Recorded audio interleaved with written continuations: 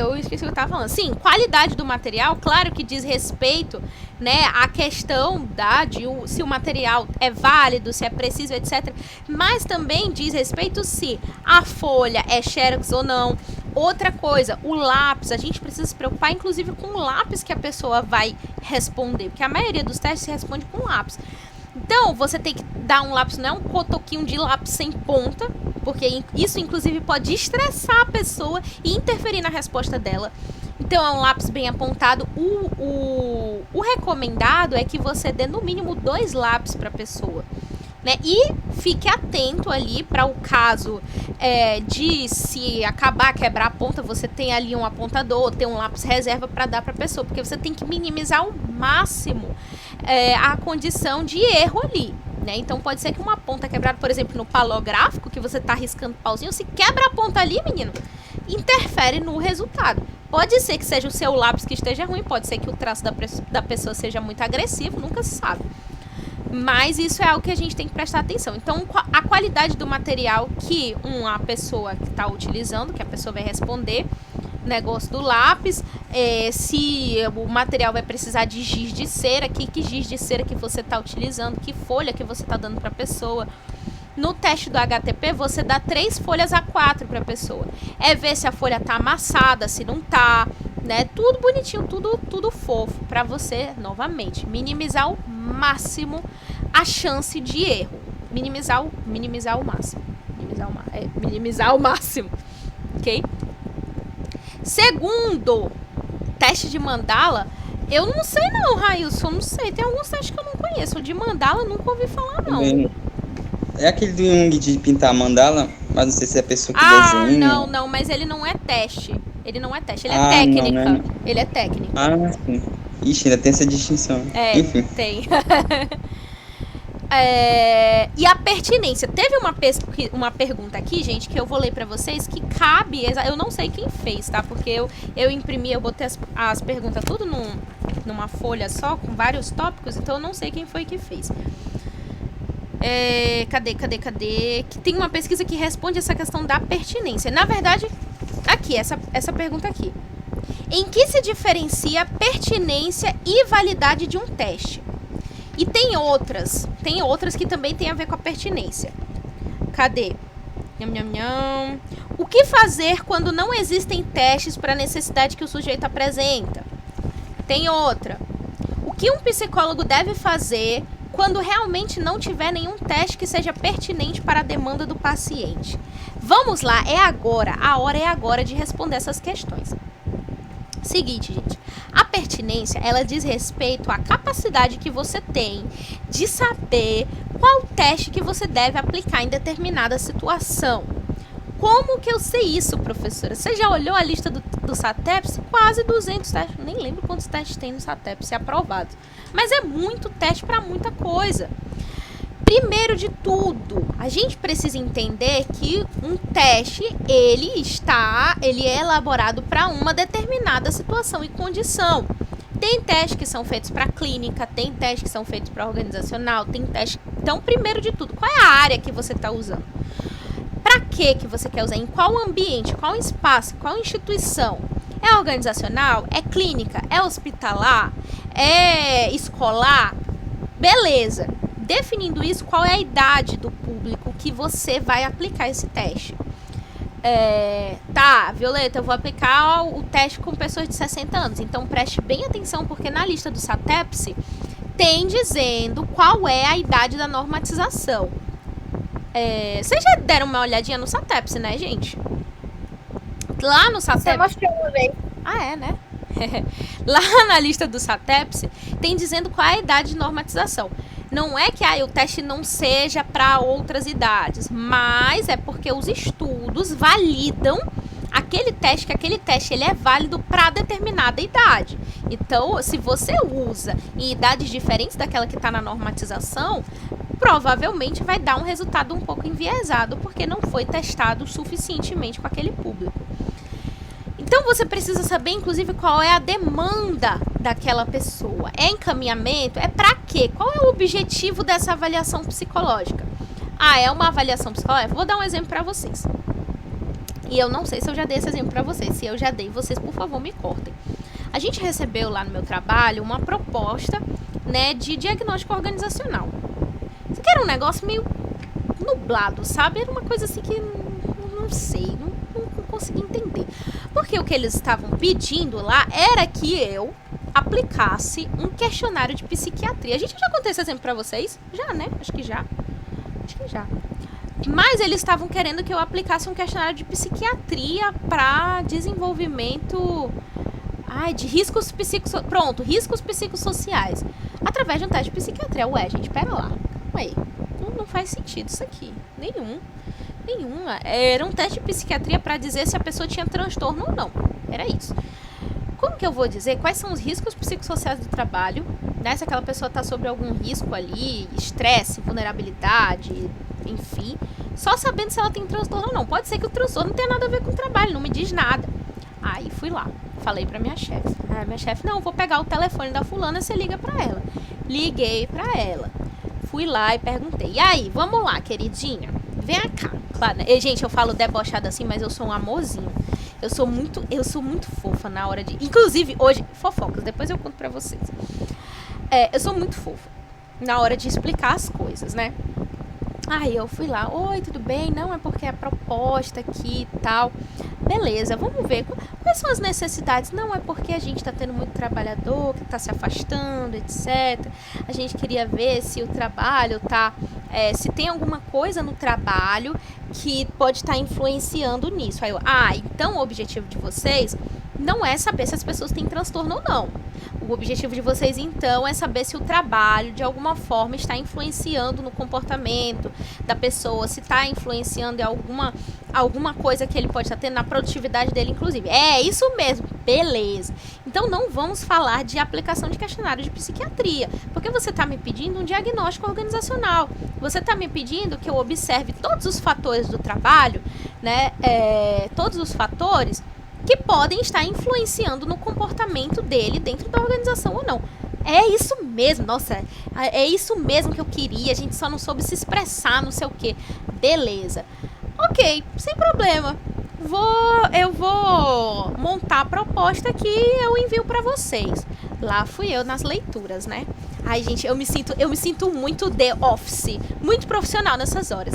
Lá fui eu pro Zanelli, lá fui eu pros os autores organizacionais, né? Lá, lindamente, pesquisando, lendo vários artigos. Quais são os fatores envolvidos nos riscos psicossociais do trabalho? Aí eu cheguei a algumas conclusões. Quais são os riscos psicossociais do trabalho? O que eles estão envolvidos? Vulnerabilidade ao estresse, presença ou não de transtorno, caracterização da personalidade da pessoa relacionada ao seu cargo, habilidades sociais, comunicação interpessoal, satisfação não só com o ambiente, mas como também com a questão do salário, complementação de carreira, etc. Comunicação institucional, pronto, perfeito, vamos fechar isso aqui. Dejou? Não usei não, por enquanto não. Tá. Aí tá, lindinho, beleza. Tá aqui os fatores. Agora que eu já encontrei os fatores com que eu vou trabalhar, vamos fazer assim. Vamos na literatura, vamos ver o que o pessoal costuma utilizar nesse ambiente. Primeiro o estresse. Beleza, o estresse. Vamos ver o que o pessoal usa na literatura. Tem uma escala só pra isso. E olha, tá vendo? Olha, usando as coisas da UFRR para fins pessoais. Mas é porque isso aqui eu também vou dar na disciplina de avaliação 2, tá, gente? Não me julguem, não. Olha que lindo isso aqui, gente. Escala de vulnerabilidade ao estresse. Eita, não, mas eu tô mostrando só a capa. Escala de vulnerabilidade ao estresse no trabalho. Pronto! Acabou. Comportamental, um negócio que é bonito, é um negócio fácil de aplicar, que dá pra aplicar coletivamente. Pesquisei tudo, a UFRR tem pra eu ler o manual. Acabou, fechou. É isso, coloca na proposta. Beleza, vamos falar da gerência, né? A gerência, o que uma pessoa precisa ter para ter ali uma postura de liderança, de gerência? A pessoa precisa ser uma pessoa assertiva, precisa ser uma pessoa comunicativa, ela precisa ter alguns traços de habilidade que vão servir para que essa pessoa consiga se comunicar bem com outras. Inclusive, é uma pessoa que precisa saber dar feedback, receber feedback, aceitar críticas, dar críticas de forma construtiva, tudo isso. Aí vamos lá, o que a literatura usa? O que a literatura usa? O inventário de habilidades sociais. Tá vendo, né? Tá vendo, né? E o inventário de habilidade social, ele vai me dizer todos esses fatores, se a pessoa é comunicativa, o que pode estar faltando aí nas habilidades que tem interferência com a habilidade, a relação interpessoal com o outro. Pronto, fechou. Bota lá na proposta. Mas eu também preciso falar de personalidade, de uma coisa que é mais da pessoa. Se a pessoa é uma pessoa muito agressiva, se a pessoa ela é uma pessoa mais passiva, se é uma pessoa que talvez tenha comportamentos aí de introversão, uma pessoa... Vamos ver, vamos pensar aqui, vamos olhar o que a gente pode estar usando. Bateria fatorial de personalidade, põe lá na proposta. Aí, né, claro, né, as entrevistas já estavam lá. Entrevista é essencial, gente. Entrevista é a primeira coisa que a gente sabe que tem que fazer e ponto. Observação também, duas coisas que tá ali na proposta já. Aí eu coloquei coloquei também o IHS, coloquei o QVT, que é a escala de qualidade de vida no trabalho. Fechou 4. Acho que foram 4. E a CLIMOR, que é a escala de clima organizacional. Fechamos essas 4, né, para fazer um diagnóstico minimamente preciso. Lindo, beleza, lindíssimo.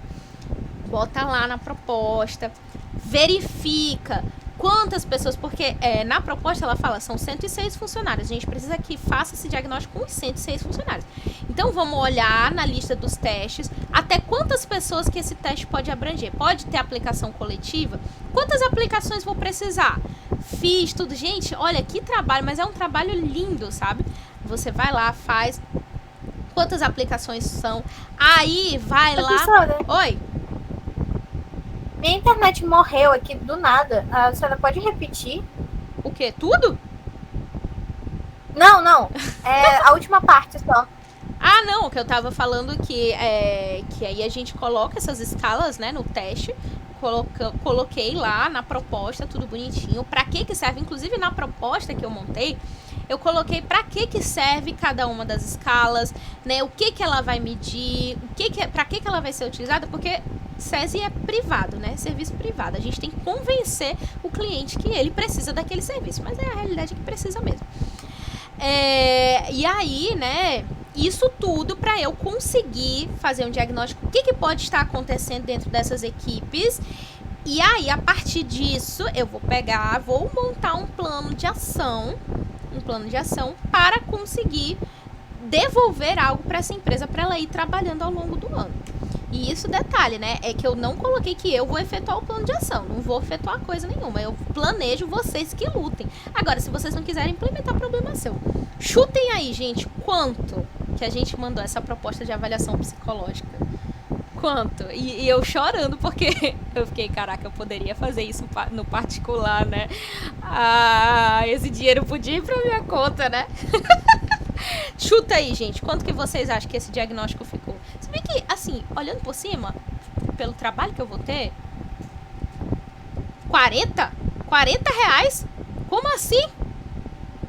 Não, gente, vocês estão... 40 o quê, gente? 40 conto? Deus o livre. Deus o livre, é um trabalho... 5 mil, professor? 6 mil, quase. Foi 6 mil que a proposta foi. Agora, imagina isso pra sua conta. Eu chorando, eu olhando assim, o meu salário do SES é muito menos do que isso.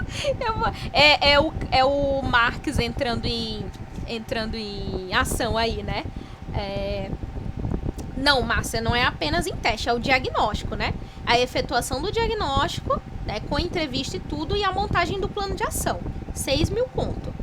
Porque se você para pra pensar, é um trabalho de no mínimo um mês. Um mês de trabalho aí, sem dó nem piedade. Um mês de trabalho trabalhando ali, sei lá. Mas seria mais de um psicólogo, né, professora? No caso, eu sou a psicóloga coordenadora e o auxiliar. Só que o auxiliar, não é outro psicólogo. Então, o auxiliar é só assim, tipo, vamos juntar, você vai ficar responsável por chamar as pessoas, entendeu? Mas a aplicação e interpretação sou só eu, gente, é só eu ali. Imagina só, eu achei foi pouco, 6 mil reais, gente, pouquíssimo. E professora, esses 6 mil reais vão pra onde? Pro SESI. Ai, Calma, eu não entendi. A senhora, você preparou tudo bonitinho lá. Uhum. E você pediu esses 6 mil reais pra... É pra instituição. Aplicar o teste, Ela trabalha lá. Isso, eu recebo. Tá. Isso. Não, então, calma. Então, tá, entendi. Você pediu pra poder conseguir o material? Ou não é por isso. É porque o SESI, ele é assim. Ele é uma empresa, né, que oferece serviços para outras empresas. Então, por exemplo, a gente agora tem um serviço de psicologia. Então, tipo assim, a pessoa quer o psicólogo do SESI, vai lá, ele paga para o SESI. O SESI só paga meu salário, eu não recebo por fora, não. Ele só paga o meu salário, entendeu? E aí ele oferece o meu serviço para outras empresas. Então, eu chorei, gente, quando eu vi isso. E é por isso que eu tô planejando agora que eu vou fazer uma pós em organizacional para eu poder oferecer esses serviços por fora, né? Porque, assim, pelo SESI, até o pessoal confia no SESI. Agora, se eu for oferecer por fora, eu tenho que ter um negócio, assim, um curriculão para dizer assim, tá vendo essa mulher aqui? E eu preciso ter experiência, né? Então, o SESI vai me proporcionar isso. Já fez com empresa tal, deu certo, mais os etc. testes. Oi. Não, o SESI que vai adquirir os testes. Deus me livre. Mas... Oi. Tá. Isso ia perguntar. Não, Deus o livre. Inclusive, eu mandei a proposta de todos os testes. Eu falei assim, SESI, beleza, você quer que eu trabalhe com avaliação, riscos psicossociais? Tá aqui, 3 folhas. Não, mentira, foram 2. 2 folhas com tabela de teste dos testes que eu vou precisar. Mandei mesmo. Inclusive, gente, eu vou dizer aqui um negócio pra vocês. Vai ser bom pra mim, porque eu não vou precisar comprar o manual. Vou precisar comprar só a folha de resposta, porque eu vou ter acesso ao manual, né? O SESI vai comprar o kit completo. Eu, Violeta, quando eu for trabalhar particularmente, eu só vou precisar comprar a folha de resposta, porque o manual já tem, já li, já tem. Sim, professora, já vai ajudar, assim, já vai ajudar na experiência. Então, não é? Tá vendo? Professora, mas esse kit, ele não vai fazer parte do patrimônio do SESI, né? Não, vai fazer porque parte. Porque assim, vai. Olha o que eu tô vendo. Uhum. Algumas organizações fazem isso porque para eles é o mais barato. Uhum. Porque o correto mesmo é você contratar uma empresa de consultoria para fazer esse tipo de serviço. Uhum. Até porque, por exemplo, um material desse que vai ser adquirido por quem? Pelo psicólogo e não pelo SESI em si. Uhum. Né? Já começa aí o imbróglio, né? Outra coisa, dá trabalho. Dá. E trabalho intelectual, trabalho triplicado ainda, não querendo desmerecer outro tipo de trabalho, mas é porque é um trabalho muito delicado. Sim. Quando a gente faz levantamento de clima, é uma bosta, né? Não. A gente sabe. E fora assim, Márcia. Né? E a gente ainda tem que interpretar, né? Porque ainda tem as pessoas que falseiam, né? Então, assim, pra mim, na minha concepção, 6 mil reais, muitíssimo pouco. Baixíssimo custo, né? É pouco. E fazer o quê, né? Não, mas assim, né? Tem todos esses detalhes de amarrar com quem vai ficar. Tem que ficar com o psicólogo. Estão usando o nome do psicólogo para fazer uma coisa que vai sair num baixo custo, que em tese eles teriam dinheiro para contratar uma consultoria para fazer. E por aí vai. Não, então, é porque... porque aí depois tu adquire experiência e monta a tua empresa de consultoria. Não, exatamente, Márcia, é nisso que eu tô pensando, que eu já estou pensando anos à frente. Porque assim, né, como eu sou a responsável técnica pelo serviço de psicologia do SESI, os testes vão estar todos no meu nome. Eu tenho uma sala no SESI que a sala é minha, só eu tenho a chave, só eu tenho acesso, até porque tem os documentos sigilosos lá. Então, é o meu nome, é a minha, entende? E aí eu tô até pensando, né, porque assim, esse serviço, quem trouxe, porque pra mim, na realidade, eu meio que influenciei o SESI a levar isso pra frente. Até porque o que eles queriam é que eu ficasse atendendo lá na clínica, sabe? Sendo que clínica dentro do espaço organizacional é o ó. Nem dá pra fazer, gente. Clínica e organizacional são duas coisas completamente diferentes. Então, a gente vai trabalhar com isso. E aí eu já tô... Menino, meu querido, espírito de escorpiano aqui. Olha aí, que eu acabei de falar que eu sou uma pessoa muito cética.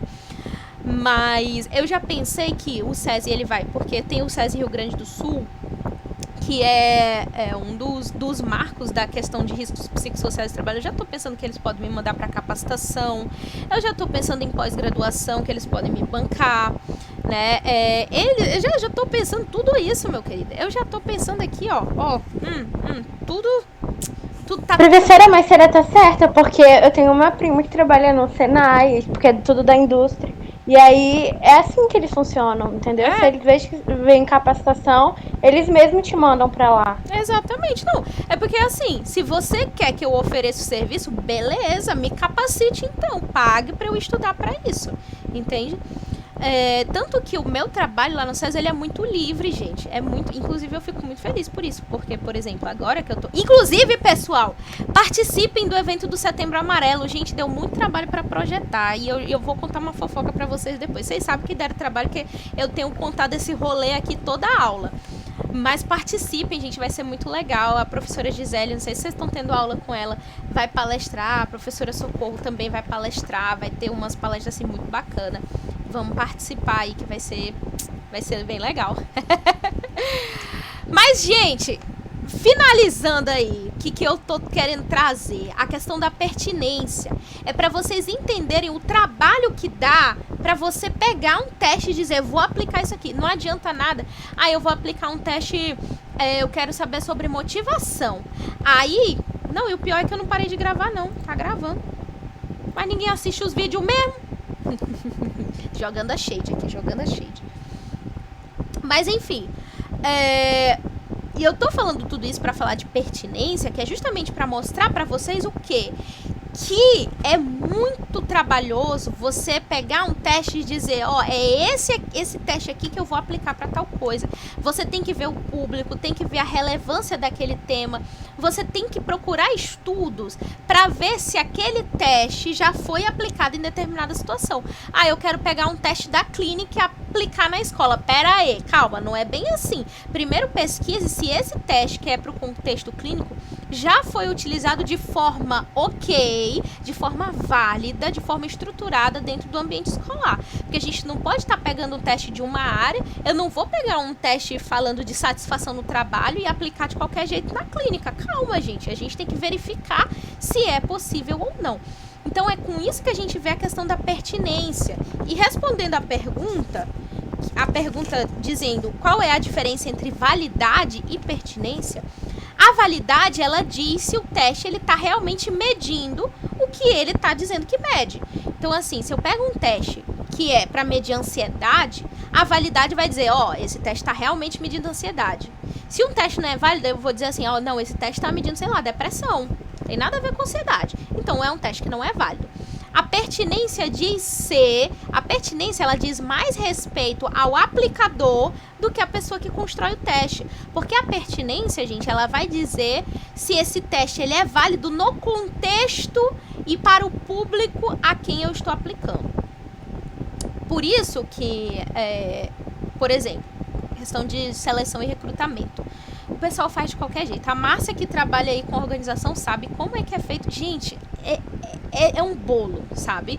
É um bolo por cima do outro. Ninguém se importa com recrutamento e seleção. Faz qualquer pergunta que viu na revista Capricho que mede isso aqui, é isso aqui mesmo, gente. E recrutamento e seleção é um negócio que tem que ser feito decentemente e outra que dá muito trabalho para fazer, porque quando você fala de recrutamento e seleção, primeiro, você tem que perguntar para a empresa qual é o cargo da pessoa, o que ela vai exercer, quais são as atividades que ela vai executar, quais são as características que o trabalho espera que esse trabalhador tenha, né? E dependendo do trabalho, envolve risco. Então, por exemplo, se você vai trabalhar com um motorista, você está contratando um motorista, você tem que ter teste de atenção, tem que ter teste de memória visual, tem que ter teste de tudo isso, de concentração, atenção concentrada, atenção difusa, os testes que a gente faz de psicotécnico, né?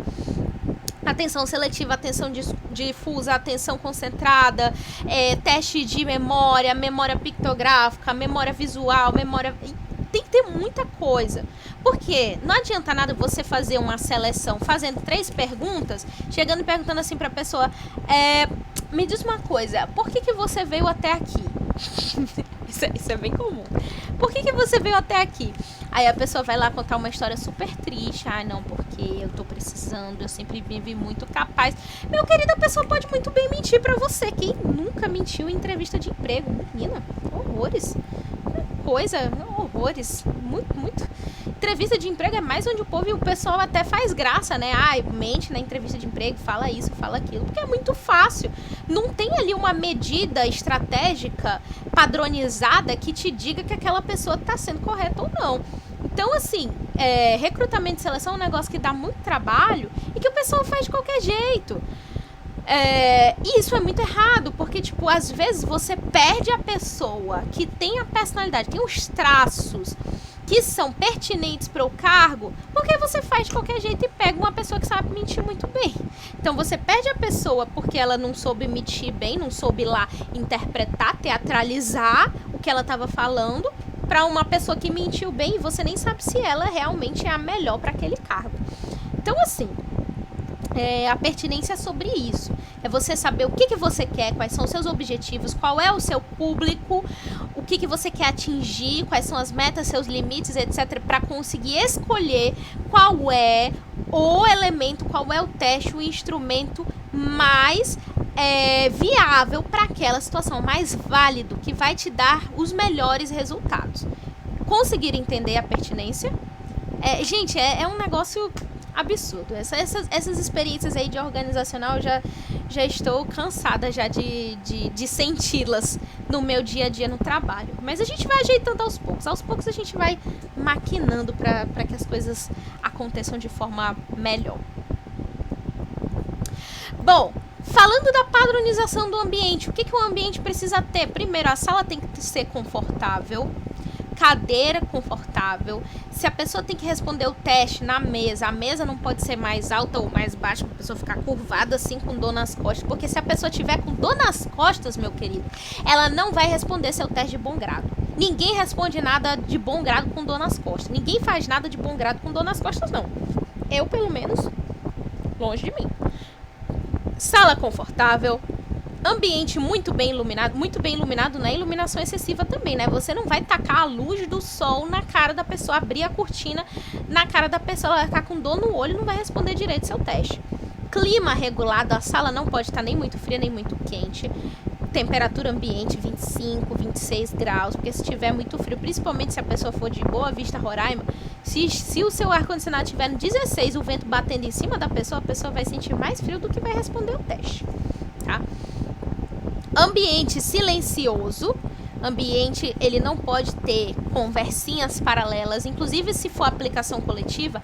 A aplicação coletiva ela é muito mais complexa, justamente porque exige que esteja silêncio. Ninguém pode falar ali, ninguém pode conversar, pedir coisa para o outro, ok? Que isso atrapalha a concentração da pessoa em responder. Teve uma pergunta que fizeram aqui, que eu acho que eu tinha falado, né? E se não tiver teste que sirva para medir aquilo que eu quero medir? Literatura é buscar, é ler, é procurar. Talvez não tenha um teste específico para esse construto. Alguém, inclusive, perguntou o que era construto. Para essa definição, esse traço psicológico que você está querendo medir, né? Talvez não tenha, mas você consegue ir comendo pelas bordas, sabe esse ditado que você come pelas bordas? Eu não tenho um teste específico para medir capacidade matemática, mas você tem um teste de raciocínio lógico. Eu sei que são coisas que são um pouco distintas, mas você vai comendo ali pelas bordas, né? Você aplica um teste de inteligência, aplica um teste de raciocínio lógico, né? Que você vai conseguir ali dar um resultado minimamente preciso. Então, o correto é: mas professora, eu tenho dúvida, qual é o teste que as pessoas usam para isso? Leia sobre, pesquise sobre, leia artigos que te digam isso. Leia coisas de pessoas, de estudantes, enfim, que já aplicaram isso aqui em determinada situação, para você saber se você vai ser, se vai ser ok sua aplicação, se vai ser válida ou não, ok? Condições psicológicas. Olha só essa situação, gente. Imagina aí, eu quero que vocês me respondam. Imagina que você está avaliando um candidato para uma vaga de emprego e percebe que o candidato está inquieto e desconcentrado. Ao questioná-lo, né, você vai lá, pergunta se está tudo bem, ele vai te dizer que ele perdeu o pai dele faleceu essa semana. Talvez ele estivesse um pouco desconcentrado por causa disso, mas que ele não queria perder a entrevista de emprego. O que vocês fariam? O que vocês fariam nesta situação, futuros psicólogas e psicólogos? Professora, o ideal não seria marcar uma outra sessão com as mesmas condições? Então, vamos lá.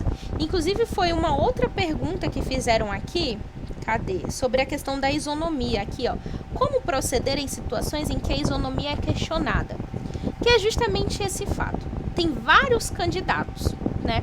Vários candidatos se submetendo ao mesmo procedimento. Se você, olha a gangorra, parece ser simples, mas olha a gangorra.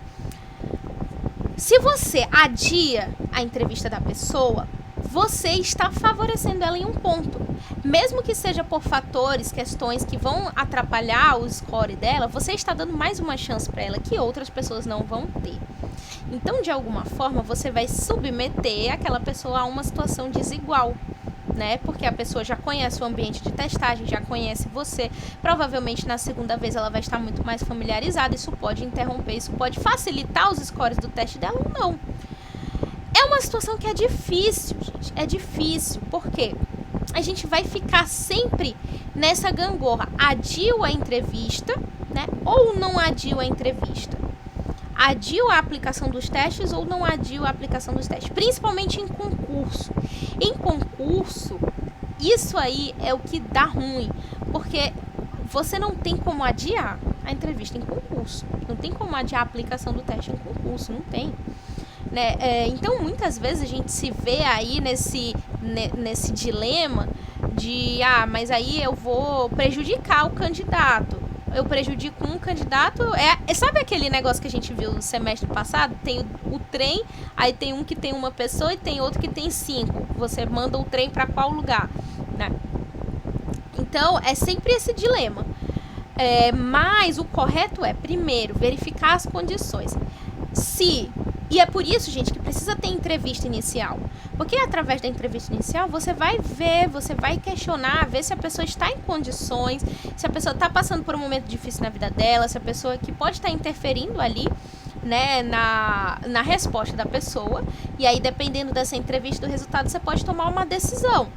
Agora, você precisa verificar com a empresa, né, que pode estar financiando o seu serviço, verificar na questão do edital, se é possível ou não.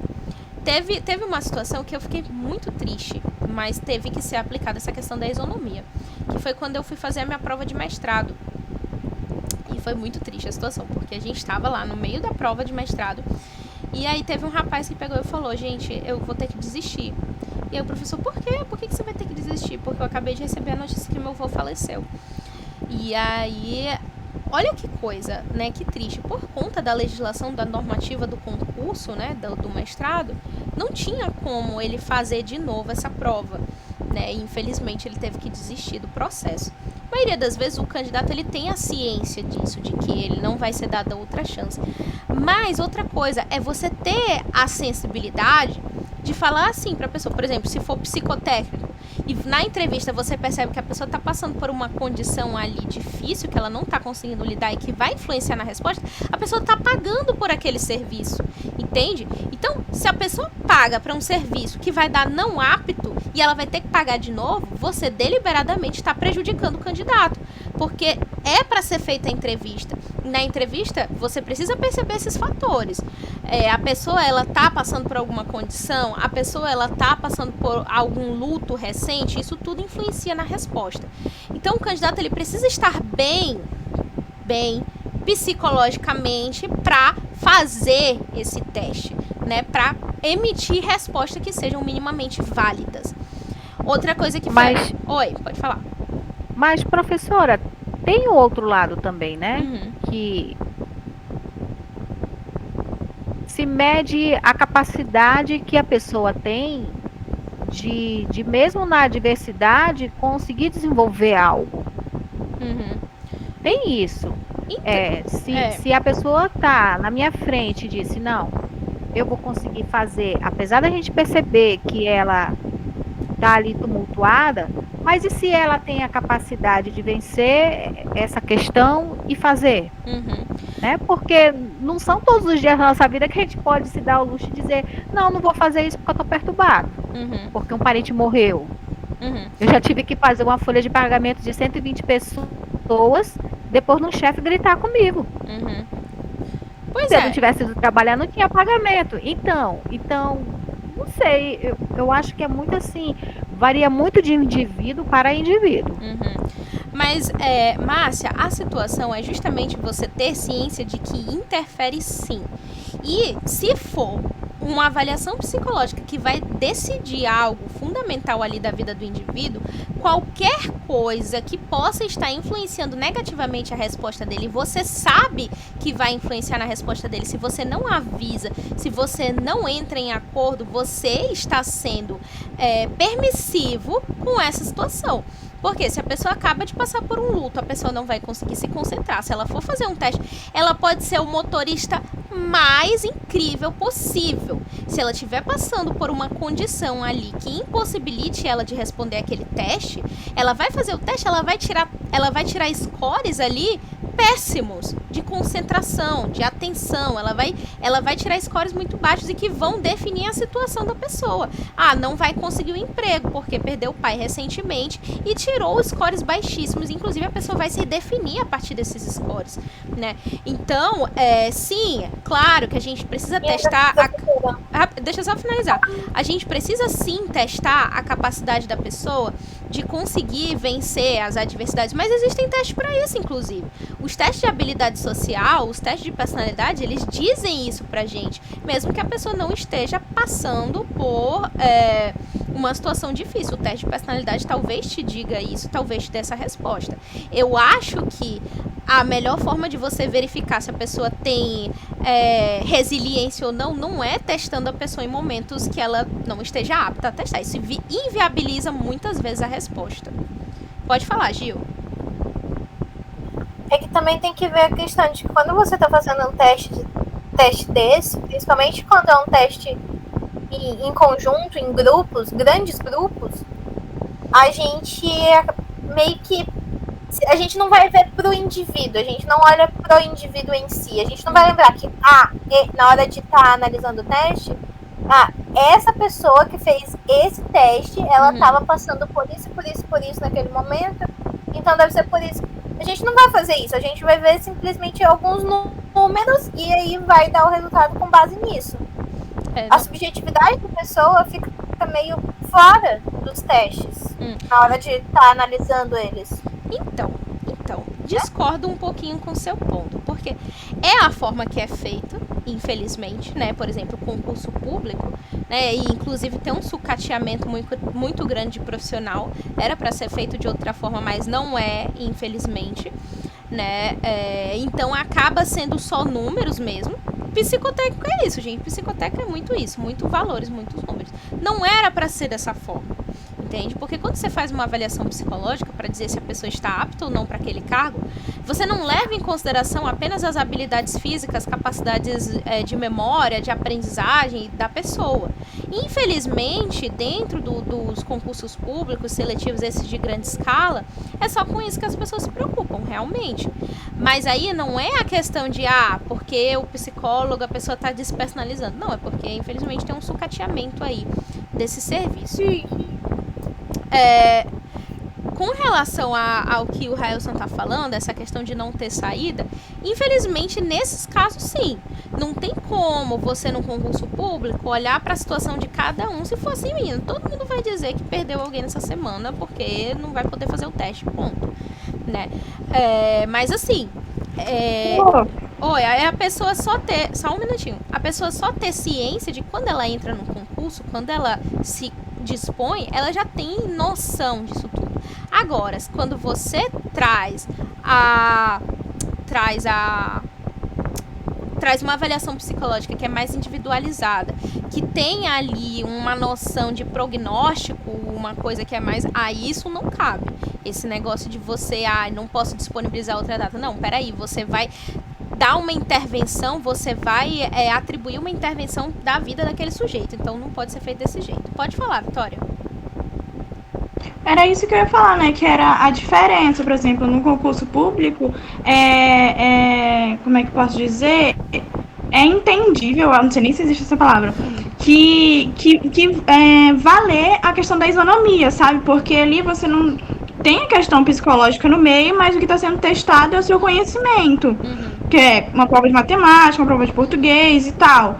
Agora, numa testagem voltada para a questão da psicologia, para testar o seu psicológico, não tem sentido você testar uma pessoa que está abalada psicologicamente, fazer um teste psicológico uma pessoa que está abalada psicologicamente. Como é que ela vai realizar esse teste? Como é que você vai avaliar o psicológico dela se ela não está no normal dela, entendeu? Mas aí é que tá, Vitória, porque nos concursos públicos também são testadas coisas da psicologia, personalidade, habilidades psicomotoras, todas essas coisas são testadas psicologicamente. Inclusive, essa é a grande discussão, né? Se a forma com que esses concursos são efetuados é a forma mais válida de você conseguir definir um sujeito. Tem muitas críticas a respeito de como que se fazem esses concursos em massa, sabe? Porque as pessoas tentam enxugar ao máximo o valor e, inclusive, gente, o psicólogo recebe muito pouco nesses concursos. Eu não lembro, acho que da última vez foi R$300 a diária, sendo que, tipo, por dia tu atende 20 pessoas aplicando testes, sabe?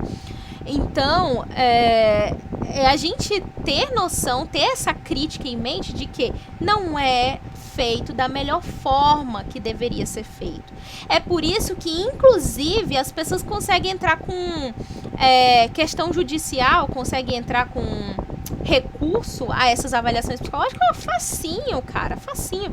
A pessoa pode dizer muita coisa, a pessoa pode dizer que não era o melhor ambiente, não foi interpretado da melhor forma, e a maioria das vezes a pessoa realmente tem a razão, porque às vezes o psicólogo tem 20 minutos para interpretar ali uma série de dados, sabe, de uma pessoa. Então, inclusive, gente, é uma das discussões a respeito dos testes psicotécnicos, porque o pessoal que trabalha em clínica de trânsito, eles atendem massivamente para fazer o máximo de dinheiro possível e às vezes faz de qualquer jeito. E teve uma época que o CFP precisou limitar a quantidade de psicotécnico que as pessoas fazem por dia, para ver se conseguia controlar aí a forma com que esses testes eram interpretados. Mas, infelizmente, a decisão foi derrubada e é isto. E acabou. E aí as pessoas continuam fazendo de qualquer jeito. Inclusive, quando eu for fazer, e vocês estejam aqui, eu vou começar a fazer autoescola quando começarem minhas férias da UFRR. Vocês estejam aqui porque eu quero falar várias fofocas, entendeu? Sobre como que era, se os psicólogos aplicaram, eu quero ficar atentíssimo, vou ficar com o olho desse tamanho assim, ó. Primeira coisa que eu vou perguntar é, tudo bem, mas você é psicóloga? Não, é porque eu tenho uma sobrinha que ela é psicóloga, mas é distante, sabe? Eu nem conheço nada de psicologia aqui, ó. Não sei nem pra onde anda. Mas isso aqui é preto e branco, isso aqui é xerox? Não, só pra saber.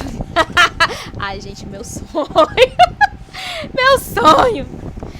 Não, Railson, as férias que eu falo como é? É o recesso de final de ano que a gente vai ter em dezembro. Em dezembrinho, Natal, Ano Novo, vou começar minha autoescola aí. Vou começar minha autoescola no meinho do aninho. O meinho do aninho não, no meinho de dezembro. Eu vou me sentir a Olivia Rodrigo. I'm a driving license last week. Pois é. Menina, vai não. Eu vou me meter loucamente aí na autoescola. Eu vou me meter loucamente. Vai ser mais uma das coisas que eu vou acumular na minha vida. Ai. Mas eu tenho que fazer, gente. Não dá pra depender das outras pessoas pra ficar me buscando. Eu tô chegando atrasada todo dia no meu trabalho. É meu noivo que vai me buscar. É triste. Oi. Faz o antes, aí a senhora pega assim o período que é só de leite, essas coisas, enquanto coisa, e a prática a senhora pega quando a senhora estiver nas férias. Não é mais fácil, não? Pois é, pode ser. Eu tenho que ver como é que funciona, que eu nem sei como é que funciona, gente. Nunca nem fui numa autoescola, nunca nem vi. Inclusive, se vocês souberem alguma que seja mais barata e não tenha assédio sexual, vocês me avisem, tá? Porque as famas das autoescolas são péssimas. Então, felizmente. Caraca, Tayla! Eita, isso aí é uma falta ética grave, ó. O psicólogo apagou. Apagou a resposta do outro pra você responder por cima. Puta merda, gente. Que coisa horrível. Eu tô rindo, mas é de tristeza. É por isso que eu quero fazer, gente. Porque eu quero fofocar. Botar assim, olha, eu. Gente, sério, eu vou ser muito debochada. Mas como ser debochada sem transparecer que eu sou psicóloga? Tá, eu não tenho cara de psicóloga. Mas eu preciso fazer as perguntas, né? Porque já pensou se for a secretária e não for psicóloga, como é que eu vou saber que ela é psicóloga? E como é que ela sabe que eu sei que deveria ser uma psicóloga? Tem que ser... Não, a senhora tem que começar assim. Ai, nossa, sabia que eu acho muito legal a área da psicologia? Você é formada há quanto tempo? Ou assim, boa. Sabe? Tem que conversar. Boa, muito boa. Eu acho que eu vou chegar assim, nossa, mas esses testes psicológicos são muito legais, né? Sabia que é uma graduação dos meus sonhos fazer psicologia? É muito linda. Você é formada, é boa mesmo. Você formou onde? Formou aqui mesmo? Aí a pessoa vai dizer, não, eu sou formada em secretariado executiva. Tá bom. É bom saber. A minha cara de bunda, gente, eu não sei disfarçar. Não sei disfarçar, minha gente. Não sei disfarçar. Raíssa, é o meu grande sonho. Meu grande sonho é desmascarar psicólogos antiéticos. Inclusive, gente, teve uma psicóloga que me seguiu ontem. No meu perfil pessoal. Aí eu fui... É perfil profissional dela, né? Mano, eu fui olhar o perfil profissional da mulher. Meu Deus do céu, eu fiquei, gente, ela não é daqui. Eu fiquei, gente, tá gravando, mas é fofoca generalizada, não tem problema. Aí ela me seguiu, aí tinha lá no perfil dela, tipo, nós só somos... Puta merda, eu fiquei...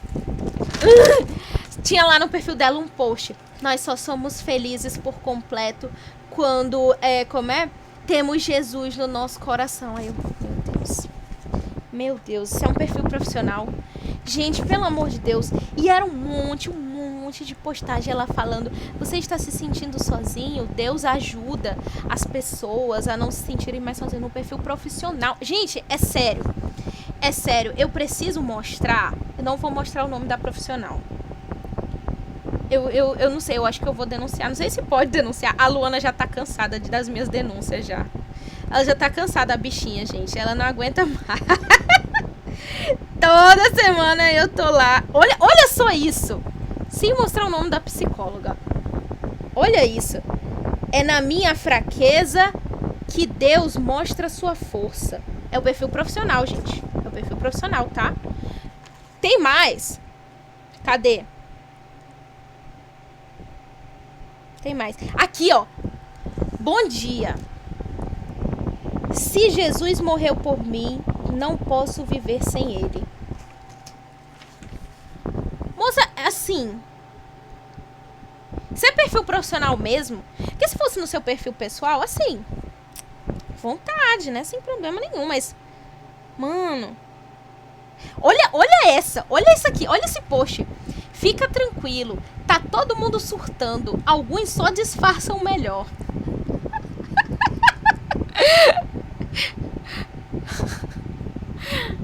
Talvez essa aí seja a estratégia de marketing dela para atrair o público mais religioso, entendeu? Mano. Porque justamente as pessoas mais religiosas, elas têm resistência de procurar um psicólogo com medo do julgamento ou de que esse mesmo psicólogo vai subverter a crença dela. Entendeu? Esse é um ponto que eu já percebo há muito tempo, entendeu? De pessoas que estão em meios religiosos, né? Estou falando independente de qualquer religião, que não procuram ajuda por esse motivo, de achar que vai ter aquele todo o seu conteúdo subvertido, né? O psicólogo vai dizer, não, para que acreditar em Deus? Ou para que acreditar no teu orixá? o teu orixá não existe. O teu, sei lá, a tua alma não sai do corpo, como diz o Railson. A sua alma não sai do corpo, não acredite nisso. Então, um ponto que eu vejo é isso, né? Então, talvez ela faça isso para atrair esse público, né? Mas não pode, sei, Márcia. Possibilidades. Esse é o problema, não pode. Não pode, mas cabe ao conselho fiscalizar. Não, exatamente. Né?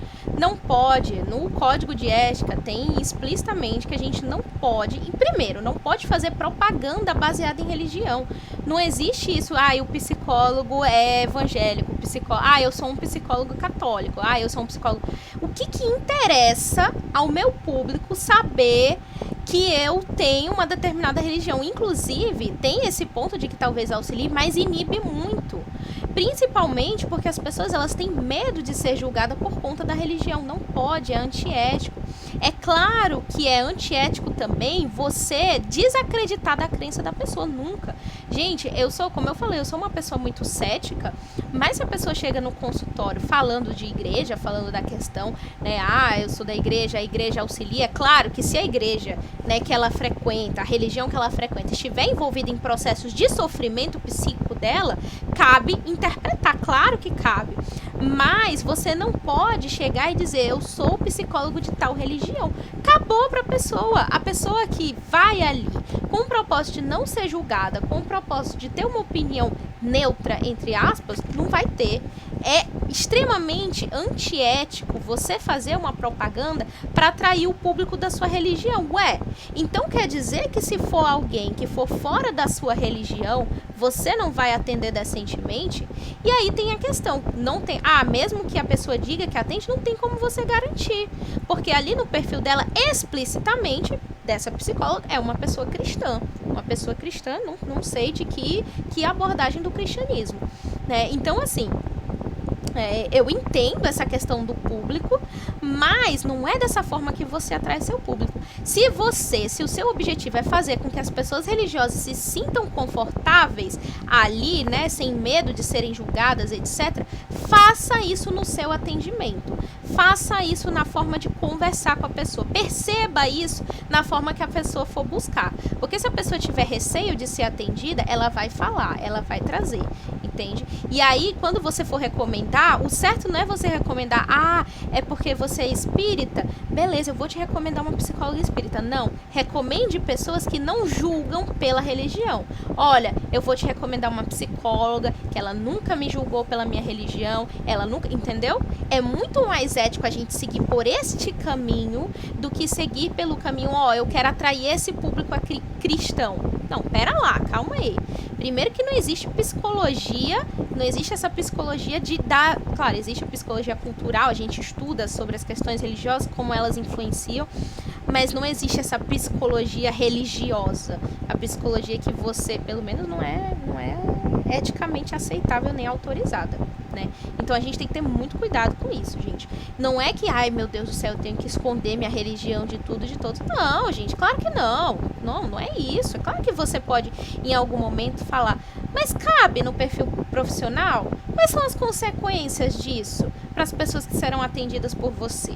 Entendeu? Então, é algo a se refletir bastante. Mas não pode. Esse tipo de coisa não pode. Infelizmente, muita coisa passa, né? O conselho deixa passar. Não é que deixa passar, né? Mas, sei lá, acho que às vezes tem tanta demanda, não sei. Não sei o que acontece aí. A questão da legislação também, né? Tudo muito amplo, etc. Mas é o mesmo caso de famosas em relação ao profissional de educador físico. Uhum. Por exemplo, aquela lá da Globo foi denunciada, várias foram denunciadas porque estavam ensinando exercício físico sem ser educador físico. Sim. Né? E aí o conselho foi em cima, né? Eu acho que é bem isso. O conselho tem que fiscalizar, né? Tem que ficar em cima. Tem que ficar em rede cima. Social tá para aí. É porque ainda não tem legislação específica, né, para redes sociais, etc. Eu acho que eles devem estar preparando algo assim. Mas enquanto não tem, é a gente. Gente, nós temos esse papel, sabe? De visualizar. Inclusive, eu acho que ela é de Manaus. Não sei, eu vou olhar. Porque se ela for de Manaus, mais fácil, porque CRP20, né? É Manaus e Amazonas. Mas eu vou verificar isso aí. Mas eu tô até com vergonha, gente, porque... Vocês conhecem a Luana, né, gente? A Luana já tá cansada de mim, a bichinha, coitada. Todo dia eu chegando lá com uma demanda diferente. Ela, não é bem assim. Mulher, pelo amor de Deus, prende essa. Vocês não tiveram aula com a Luana, gente. A Luana, ela também foi professora substituta, ela é ex-aluna da UFRR e ela trabalha no CRP. Né? Ela trabalha lá no CRP e ela que sempre tá ajudando a gente com qualquer coisa, menina, documentação, denúncia, tudo. Ela é um amor de pessoa. Qualquer dúvida, sabe? Mesmo você não sendo psicólogo ainda, ela sempre tá disposta. Ela é maravilhosa. Perfeita. Perfeita. Beleza, pessoal. Então, o que nós... Claro, né? Eu acho que alguém falou aqui em cima, acho que foi a Jéssica, falou a questão do aplicador. Não é só, né, a questão de... a gente tem que ter um bom ambiente, um bom clima. E o aplicador? O que cabe ao aplicador, né, ali do teste, para que a gente possa ter bons resultados? Primeiro de tudo, ter conhecimento a respeito do teste. É óbvio, gente, que para aplicar um teste não pode ser você ler um texto uma vez há 5 anos atrás que era assim. Não, pelo amor de Deus, gente, pelo amor de Deus, leia. O manual tá aí, o manual do teste para você ler. É para você folhear, é para você marcar. Se vocês forem ver meu manual, eu comprei o HTP há pouco tempo atrás. O meu, inclusive, pena, porque o meu HTP tá bem aqui, inclusive, tá todo riscado, tá todo manchado de tinta, de marca-texto, sabe? Risque, leia, até porque é seu, né? Então, o seu papel é conhecer o teste. Gente, eu tô me formando agora em avaliação psicológica, especialização, beleza. Mas não significa, porque vocês sabem que para você ser um avaliador psicológico, você não precisa ter especialização, né? Você pode ser só graduado, você já pode aplicar, já pode fazer avaliação psicológica. Mas é estudar, sabe? É pegar o manual, não entendi, ler de novo, procura artigo. Conheça o instrumento que você está aplicando, porque se a pessoa que está respondendo pergunta alguma coisa para você sobre o teste, você vai ter que saber responder.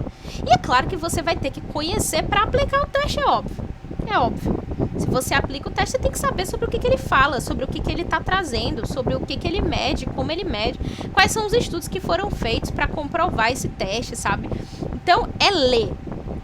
Meu professor da especialização, ele falou que teve uma vez que teve um colega dele, psicólogo, que ele é inclusive, acho que é consultor da editora Vetor, né? É uma editora que mais comercializa teste, é a Vetor, etc. E ele tava falando que teve uma vez que um colega dele ligou pra ele: não, fulano, é que eu tô aqui com um teste, o teste tal que eu peguei, e eu tenho uma avaliação marcada para daqui a 2 horas.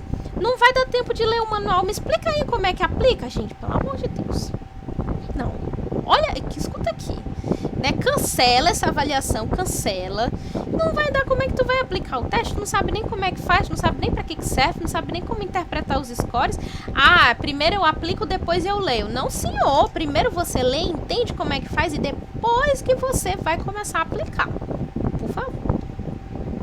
Estar em boas condições de aparência. Esse é um ponto polêmico. É um ponto polêmico porque muita gente entende que o psicólogo não pode ter cabelo colorido. O psicólogo não pode ter tatuagem. Não, gente, pelo amor de Deus, nada a ver. É a minha opinião. Se alguém discorda, não discorde. Mas é o seguinte, ter boa aparência é estar bem vestido. E quando eu falo bem vestido, não é vestido de gala. Você não vai fazer uma avaliação, você não vai atender ninguém vestido com um salto 15. Inclusive, uma das instituições que eu mais detestava estagiar era uma instituição que as mulheres de lá iam todas maquiadas com cílio postiço, salto fino desse tamanho, atender mulheres vítimas de violência, sabe? Não cabe, sabe, gente? Não cabe. Mas eu vou palestrar. Ok, vai palestrar. Lindíssima, vá, maqueie-se, mas você vai atender a pessoa, e principalmente se você for atender pessoas de baixa renda, cara. A pessoa, ela vai olhar pra você, ela vai perceber que tem uma hierarquia de poder ali, ela vai se ver muito abaixo de você, gente. Não tem sentido você ir com um salto 15 fino pra atender pessoas. Não tem, pra quê? A pessoa não vai nem ver seu pé, você vai estar lá, seu pé embaixo da mesa, não tem sentido. Outra coisa, perfume. Perfume muito forte, gente, não sei vocês, mas eu desconcentro. A pessoa passa com aquele musque amadeirado, dourado até na cabeça, ouvido, nariz, tudo lotado de perfume, menina, eu começo a espirrar, não me concentro mais em nada, sabe? Então, assim, ai, professora, pode ter trança, pode nada a ver, gente. Esse negócio de trança, cabelo colorido, não é isso. É você, primeiro, se vestir de forma respeitável, né? Vestir de forma que a atenção não seja pra você. Inclusive, esse é um dos pontos polêmicos, né? Porque muita gente fala assim, ah, então não pode, ah, decote não pode, ah, mas isso é machismo. Não, gente, não é isso. Seja homem, seja mulher, seja não binário, seja... Poxa, uma pessoa com uns peitão, com um decote bem aqui, vai chamar a atenção, ok? Não é a questão de sexualização, mas é porque chama a atenção mesmo. Seja um fator sexual ou não seja. Peito bonito, gente. Belíssimo, gente. Poderosa. E aí a questão é que a atenção ali não deve ser pra você. Não é só a questão do decote, não é só a questão da saia curta, não. É a questão de que a atenção, a concentração da pessoa, ela tem que estar na tarefa ali. Se for atender no consultório, imagina se você estiver usando uma roupa curta, senta na frente da pessoa e você cruza as pernas. E a pessoa tá ali focada em você, do nada ela vê sua calcinha. Então, ela vai desconcentrar e aí acaba que vai interferir no tratamento da pessoa ali no meio do caminho. Então, percebam aí que não é uma questão, é claro, professora, né? Eu concordo Oi. em partes. Uhum. Porque, assim, é claro, a gente tem que analisar nosso biotipo, claro. Se eu tenho um busto maior e aí eu realmente colocar um decote, vai ficar... E realmente a pessoa só vai pensar, olhar nisso pra mim, não. Mas agora, se, né, meu corpo cabe ali e aí eu vou ficar discreta, aí tudo bem. Mas, assim, claro, vestimentas adequada pra qualquer lugar que você vá. Uhum. Mas eu discordo só um pouco nessa questão do biotipo, entendeu? Biotipo? Como assim? Do biotipo? Não, do biotipo do corpo, né? Assim, de você, por exemplo, usar uma roupa... Se eu tenho um busto muito grande, usar uma roupa em que destaca isso, aí não é... Realmente, você não vai ser discreta. Porque a gente tem que ser discreta, né? Então, eu acho que depende. Não, mas é exatamente isso. É a questão de você saber o que... Ó, por exemplo, eu tenho um corpo... Eu, por exemplo, sou muito peituda. Eu sou muito peituda. Então, se eu sei que eu tenho essa característica que já chama a atenção, normalmente, aquela bem sensacional, porque chama a atenção mesmo, né? E eu, ali dentro do meu consultório, eu não quero que o paciente preste atenção em mim, eu não vou usar uma roupa que valorize, que tenha decote e etc, entende? Então, é prestar atenção nisso, é prestar atenção se você... Professora? Oi. É pontual, decote é decote. Eu já passei por uma experiência dessa, eu não sou nem tão peitudona. Eu fui chamada às pressas para conversar com uma autoridade, né, um desembargador, para resolver um pepino, porque ele, enfim, eu não tinha levado o terninho no dia. Eu fui do jeito que eu estava. Ele estava bravo. Quando eu sentei na frente dele, cumprimentei ele olhou para mim, e eu vi para onde ele estava olhando, ele ficou mansinho. Então a gente tem que compreender que coisas assim mexe com o outro, sim. E pronto, e a gente tem que estar preparado para não fazer isso, na verdade, né? Pois é claro, gente, que cabe essa questão de machismo, cabe, mas é que a gente precisa entender que determinadas coisas chamam mais atenção do que deveria chamar. Então, por exemplo, se você vai atender a pessoa com um cílio postiço desse tamanho, né, a sombra roxa, o batom vermelhaço, sabe? Você tem que entender, pode estar lindo, gente, pode estar perfeito, mas não para aquela ocasião. Novamente, porque a atenção, o foco não é você. Não é você que tem que ser o principal ali, entendeu? Então, a vestimenta, a gente fala muito que tem determinados preconceitos com relação a gênero, com relação a machismo, tem muito, né? Mas é entender que a vestimenta e a forma com que a gente se veste também passam uma mensagem. É sobre isso que a gente estava falando quando eu falei há um tempo atrás, de observar todos esses fatores, como eu falei. A gente nota que a pessoa, se ela está muito mal vestida, se ela não se cuidou, a gente já interpreta alguma coisa a partir daí. A mesma coisa do paciente. Dependendo de como você está vestido, dependendo de como que você se porta, ela vai interpretar algo sobre você. Agora, né? Eu tenho essa preocupação, sabia? Porque eu sou pessoa com deficiência, eu já sou assim, um pouco assim, me metida, né? Porque foi essa forma que eu achei de enfrentar o mundo, né? Porque normalmente as pessoas olham pra gente e... Ai, coitadinho, né? Então, assim, eu sou o tipo de pessoa que já chego e já chamo atenção. E aí as pessoas quando me veem olham muito assim, nossa, ela tá aqui, nossa, como ela é forte, nossa, como ela superou. E eu fico pensando como seria, na prática, uma pessoa que tá cheia de problemas olhando pra mim vai dizer o quê? Porra, mas ela tem mais problema do que eu e eu tô fazendo o que aqui? Ela é mais forte do que eu, tá me ensinando alguma coisa. E a intenção não é essa. A intenção é oferecer a escuta e tentar auxiliar, né? E é bem complicado. É essa questão da mensagem que você passa mesmo sem você querer, né? Exatamente. Pois é por isso que eu digo que é uma questão que é bem polêmica, né? Porque depende de como que você vê, de como que você se porta. O Railson tá falando ali que ele nunca não veja muita psi cheia de tatu.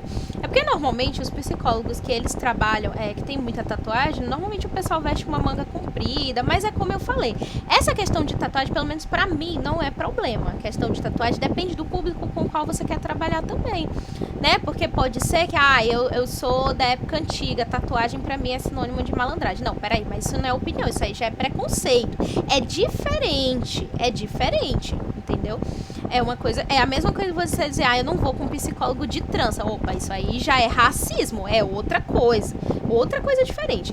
Agora, você dizer que não vai no psicólogo porque a psicóloga tava de vestido tubinho, com um salto 15, cílio postiço, maquiagem e perfume mousse amadeirado, aí eu até compreendo. Porque eu vou falar uma situação que eu passei, vou até parar de gravar aqui, que foi durante o estágio.